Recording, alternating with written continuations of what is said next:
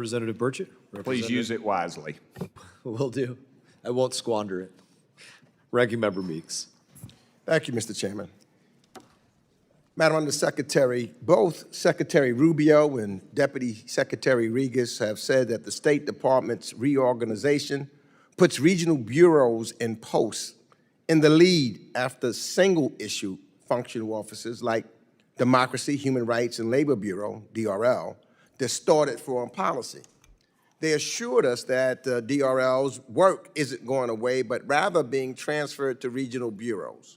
Now, I'll start out by saying I have serious concerns about that because DRL was one of those departments that has enjoyed bipartisan congressional support for decades, where we've not heard any of some of the things that are said now. Now, because some of the restrictions I have in time, I've got a few yes or no questions I would like to ask you so that I can really understand how you did this. Do you have a written plan for absorbing the work formerly done by DRL into the regional bureaus? Thank you, Chairman, Ranking Member, for that question.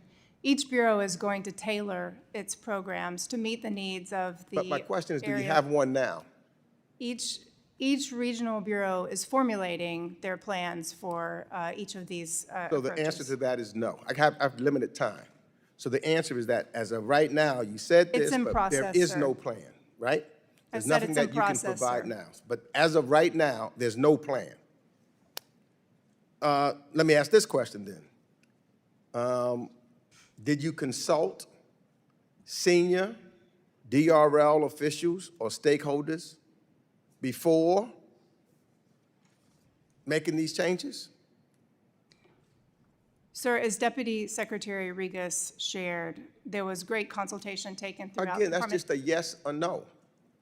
Did you consult senior DRL officials or stakeholders before making these changes? Because it seems to me there's no plan now. So I guess the answer has to be that you have not, and some of them are gone. So to make sure that you're doing something serious as far as policy is concerned to continue that work, you're already handicapped. If there's no plan now, you just decided we're going to cut it. You didn't make a decision. There was no determination that it was no need for it. You absorbed it. There was no consultation with senior DRL officials or stakeholders before deciding to make these changes. So there's nothing that you can provide because we have oversight committee to this committee so that we can look to see whether there was something intelligently done or not. Well, let me ask this question. Did you absorb any staff formerly assigned to DRL into the regional bureaus? Was any staff absorbed, former staffs? Sir, each of these functions are going to continue in the bureaus. It's a simple question. You can just ask me yes. To perform these functions in the regional bureaus. Was any That's my formerly assigned to the DRL, were any of them absorbed into the regional bureaus? I'm happy to get back to you with a list of officers that are going to be performing these duties going forward. So I have to make the presumption that none of the individuals who have the expertise, who knew what was going on with reference to DRL, none of them have been absorbed. And so therefore there is a great number of a brain drain that has taken place as a result of the 1,300 people at the State Department that was left on. So now let me move on because time is running out. In your opening statement, you said, when lines of responsibility blur and decision-making is spread across multiple actors, it becomes harder to ensure that the department's work is fully aligned with the priorities of elected leadership. Do you think government agencies should reflect the priorities of elected leaders? Yes or no? Yes. And that's because elected leaders represent the will of the American people. Is that correct? That's correct. Yes.